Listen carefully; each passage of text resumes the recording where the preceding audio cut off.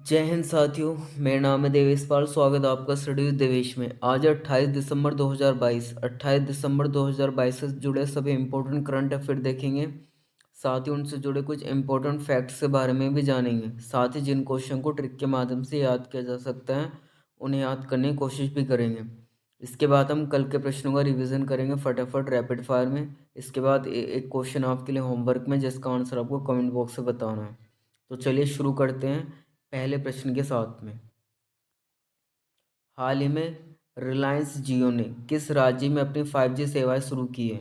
देखिए, हाल ही में रिलायंस जियो ने आंध्र प्रदेश में 5G सेवाएं शुरू की हैं। आंध्र प्रदेश रिलायंस जियो ने 6500 करोड़ रुपए के निवेश के साथ आंध्र प्रदेश के तिरुमाला, विशाखापट्टनम, विजयवाड़ा और गुंटूर शहरों में अपनी 5G सेवाएं शुरू की हैं। तो ऑप्शन नंबर डी इसका राइट आंसर होगा। अब आंध्र प्रदेश की कैपिटल अमरावती है। मुख्यमंत्री जगनमोहन रेड्डी हैं और राज्यपाल विश्वभूषण हरिचंदन है। नेक्स्ट क्वेश्चन देखते हैं। क्लॉज ने सिविल मिलिट्री इंटीग्रेशन पर 2 दिवसीय सेमिनार कहाँ आयोजित किया है? देखिए, क्लॉज यानी कि the centre for land warfare studies ने सिविल मिलिट्री इंटीग्रेशन पर 2 दिवसीय सेमिनार हाल ही में देश की राजधानी नई दिल्ली में किया गया। ऑप्शन नंबर ए इसका राइट आंसर होगा। देखिए, देश की दिल्ली की कैपिटल नई दिल्ली है, तो इसमें ये सिविल मिलिट्री इंटीग्रेशन पर 2 दिवसीय सेमिनार आयोजित किया गया। जो हमारे जनरल यानी कि सीडीएस के जो स्टाफ चीफ हैं जनरल अनिल चौहान और जो आर्मी सेना प्रमुख हैं दैट इज़ मनोज पांडे, इन्होंने ये कार्यक्रम को संबोधित किया।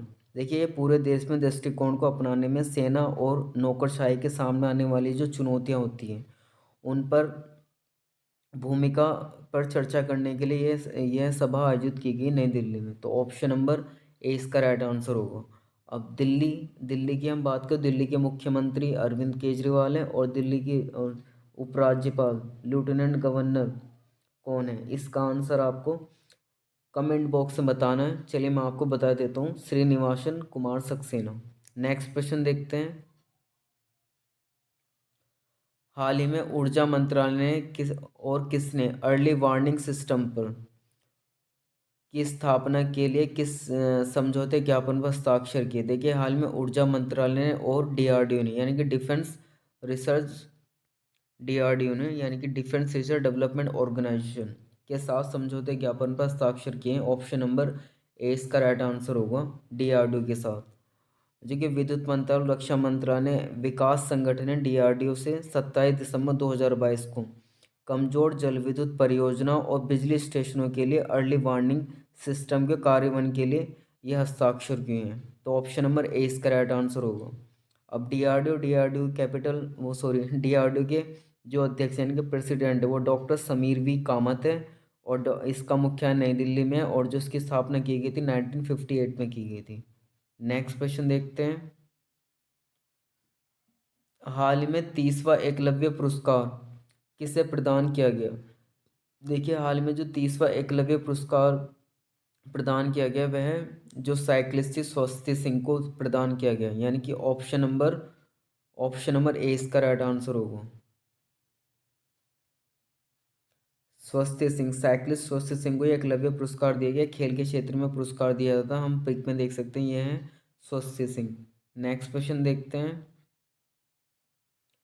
हाल ही में एसबीआई फंड के नए एमडी और सीईओ किसे नियुक्त किया गया? देखिए, एसबीआई फंड के जो managing director and chief executive officer जो नियुक्त हुए हैं वो शमशेर सिंह चुने गए। तो ऑप्शन नंबर ए इसका राइट आंसर होगा, हम पिक में देख सकते हैं, यह है शमशेर सिंह। नेक्स्ट क्वेश्चन देखते हैं। हाल ही में केंद्र सरकार ने रेलवे बोर्ड का नया अध्यक्ष किसे नियुक्त किया गया? देखिए, हाल में जो मध्य रेलवे के पूर्व महाप्रबंधक रह चुके अनिल कुमार लोहाटी को यह रेलवे बोर्ड का नया अध्यक्ष नियुक्त किया गया विनय कुमार त्रिपाठी की जगह। तो ये भी हमें ध्यान में रखना है, जो वर्तमान थे विनय कुमार त्रिपाठी थे, अब इन्हें चुन लिया गया अनिल कुमार लाहौटी को। इन्हें रेलवे बोर्ड का नया अध्यक्ष नियुक्त किया गया। नेक्स्ट क्वेश्चन देखते हैं। देखिए, वैसे ये बताने की ज़रूरत तो नहीं है, फिर भी 1984 बैच के Indian railway service of engineering के अधिकारी रह चुके हैं अनिल कुमार लाहौटी। नेक्स्ट क्वेश्चन देखते हैं। हाल में केंद्रीय मंत्री अनुराग ठाकुर, देखिए हम सब जानते हैं केंद्र में अनुराग ठाकुर युवा मामले और खेल मामलों के मंत्री अनुराग ठाकुर ने किस राज्य में खेल विज्ञान केंद्र का उद्घाटन किया है? देखिए यह जो उद्घाटन किया गया है वो कर्नाटक राज्य में किया गया, तो ऑप्शन नंबर 20 का राइट आंसर होगा। कर्नाटक के उडुपी में खेल विज्ञान केंद्र का उद्घाटन किया गया, तो ऑप्शन नंबर 20 का राइट आंसर होगा। अब कर्नाटक की कैपिटल बेंगलोर और कर्नाटक के जो चीफ मिनिस्टर हैं बासवराज मुंबई और थावरचंद गहलोत वहाँ के राज्यपाल हैं। नेक्स्ट क्वेश्चन देखते हैं। हाल ही में बेलगांव क्षेत्रों को शामिल करने हेतु किस राज्य सरकार ने प्रस्ताव पारित किया है? देखिए बेलगांव, अगर आपने इतिहास पढ़ा हो तो वो इतिहास में जो 1924 के कांग्रेस अधिवेशन के अध्यक्ष रह चुके महात्मा गांधी, यह अधिवेशन बेलगांव में आयोजित किया गया था। तो ये देखिए ये वही बेलगांव है जो कि महाराष्ट्र राज्य में स्थित है। ऑप्शन नंबर सी इसका राइट आंसर होगा। तो ये हाल में फ़िलहाल में जो है इस समय जो 1952 में भाषा के आधार पर प्रथम राज्य बना था कर्नाटक, तो वहाँ पर ये स्थापित था। तो अब इसे महाराष्ट्र सरकार अपने उसमें शामिल के लिए करना चाह रही है, तो इसके लिए प्रस्ताव पारित किया गया है। तो ऑप्शन नंबर सी इसका राइट आंसर होगा।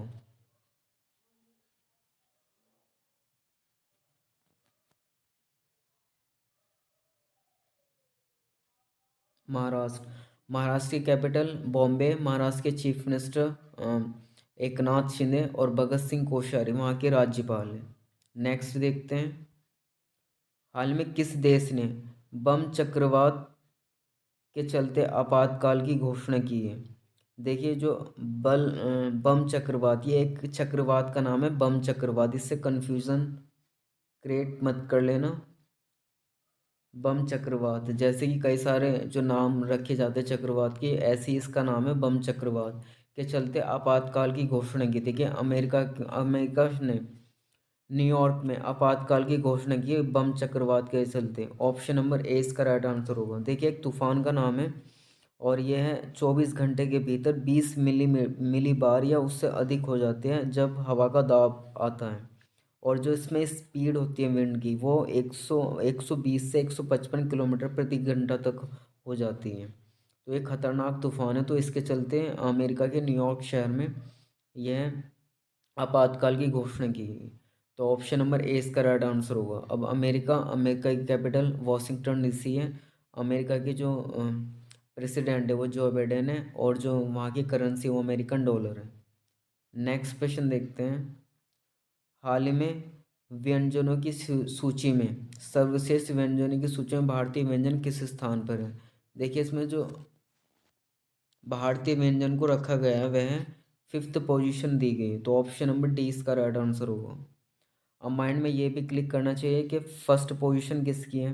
देखिए फर्स्ट पोजीशन इटली की है जिसकी कैपिटल रोम है, और सेकंड पोजीशन ग्रीस की है, और इसके बाद फिर स्पेन है, और चौथी पोजीशन पे जापान है, और पांचवी पोजीशन पे अपना देश भारत है। देखिए अब ये पता नहीं किस आधार पर लिस्ट घोषित की गई है। जो लिस्ट घोषित की वो टेस्ट एटलस अवार्ड्स के अनुसार घोषित की गई है। देखिए अगर हम इन राज्यों में, इटली में तो खैर कृषि होती है काफ़ी हद तक, परंतु जापान में ज़्यादा सी फूड चलता है। इसके अतिरिक्त ग्रीस में भी मांसाहार ज़्यादा चलता है, और इसके अतिरिक्त हम बात करें इटली में भी खेती तो होती है, फार्मिंग तो होती है, पर वहाँ पर कैटल का प्रोडक्शन ज़्यादा होता है, उपभोग ज़्यादा होता है।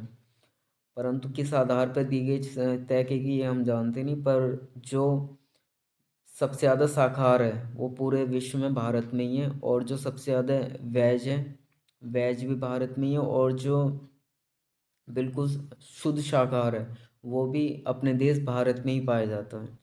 तो ये किस आधार पर तय की गई है ये बिल्कुल प्रूफ नहीं है, परंतु किस व्यंजनों को शामिल किया गया।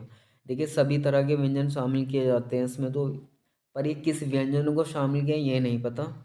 तो इसमें जो सूची में भारत स्थान पोजीशन पर है वो 5th पोजीशन पर रहा है। पहले नंबर पर इटली है, सेकंड पे ग्रीस है, थर्ड पर थर्ड पर स्पेन है, फोर्थ पर जापान है, पाँचवें पे भारत रहा है। तो ऑप्शन नंबर डी इसका राइट आंसर होगा। अब हम कल के प्रश्न और क्वेश्चन देखेंगे फटाफट में। हाल में सुशासन दिवस कब मनाया गया? देखिए, श्री अटल बिहारी वाजपेयी की जयंती 25 दिसंबर को सुशासन दिवस मनाया गया। नेक्स्ट, हाल में अमेरिकी किस देश को अपनी पैट्रियट मिसाइल रक्षा प्रणाली प्रदान करेगा? देखिए, अमेरिका इस समय जो सबसे ज़्यादा सहायता कर रहा है वो यूक्रेन की कर रहा है, क्योंकि अमेरिका रूस का दुश्मन है। तो रूस की यूक्रेन की सहायता कर रहा है, तो उसे ही अपने पैट्रियट मिसाइल रक्षा प्रणाली प्रदान करेगा। नेक्स्ट देखते हैं, हाल ही में आर्थिक मामलों के मंत्रिमंडल समिति ने 2023 सीजन के लिए फसल के न्यूनतम समर्थन मूल्य को मंजूरी दी है। वो कोपरा के लिए दी गई है। एक कोपरा जो आपने सुना होगा, नारियल का जो खोल होता है उसे कोपरा बोलते हैं, तो उसी के लिए न्यूनतम समर्थन मूल्य को मंजूरी दी है। और ये 23 फसलों का दिया जाता है जिसमें कोपरा भी है, जैसे गन्ना है, दाल है, बहुत सारी सब्जी दाल है और गन्ना है। ज़्यादातर जो कॉमर्शियल जो क्रॉप्स होते हैं उनके लिए दी जाती है, और इसके अतिरिक्त दाल है और इसके अतिरिक्त गन्ना होता है, और ये कोपरा भी जिसमें एक है। नेक्स्ट देखते हैं, हाल में गमाका के प्रतिपादक HR केशवमूर्ति का निधन हुआ। गमा की उत्पत्ति किस राज्य से हुई? देखिए, जो गमा की राजपूती है वो कर्नाटक राज्य से हुई है।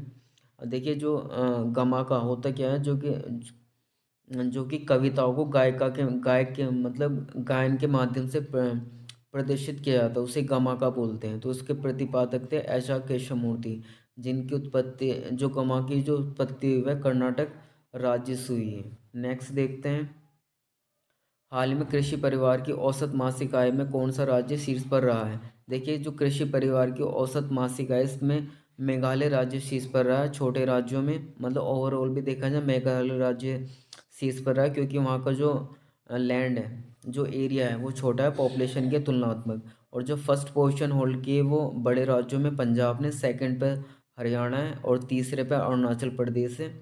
सॉरी, सेकंड पे पंजाब, थर्ड पे हरियाणा, फोर्थ पोजीशन पे अरुणाचल प्रदेश, और फर्स्ट पोजीशन मेघालय राज्य की है।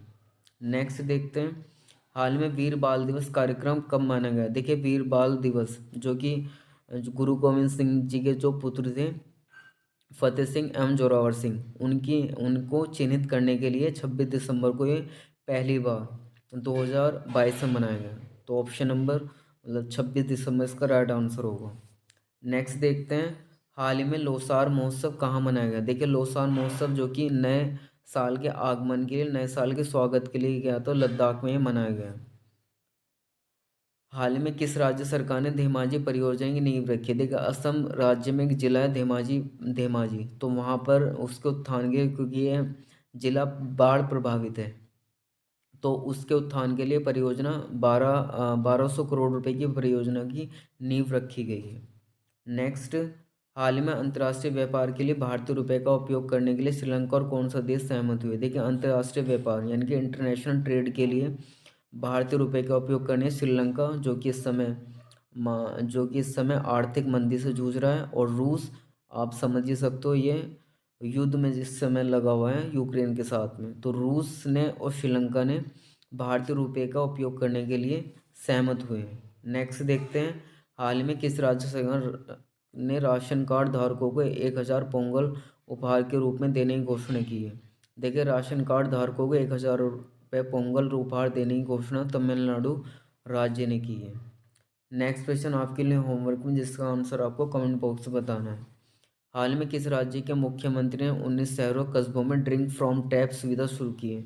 4 ऑप्शन दे रखे हैं, जिसका आंसर आपको कमेंट बॉक्स में बताना है।